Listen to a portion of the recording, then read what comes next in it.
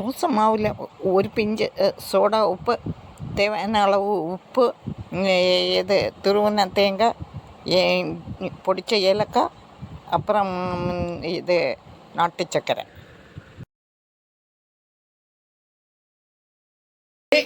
அதுக்கு மேலே ஒரு பாத்திரம் வச்சு அந்த பாத்திரத்துலேயும் தண்ணி ஊற்றி அதுக்கு மேலே இந்த கலவையை வச்சிருக்கிறேன். இப்போ மூடி போட்டு 20 நிமிஷம் வேக வைக்கலாம். இப்போ வண்டப்பம் ரெடி ஆகிடுச்சு. இது எப்படி வேக வைக்கணும்னு சொன்னால், குக்கர் மூடி இது ஆவி வந்த பிறகு நமக்கு டைம் பிஸ் பண்ணணும். இப்போ நான் 25 நிமிஷம் வேக வச்சு எடுத்துருக்கிறேன். 25 நிமிஷம். ஆனால் மேலே விசில் போடக்கூடாது. அந்த ஆவி வெளியில் போயிட்டே இருக்கணும். விசில் போடாமல் தான் வேக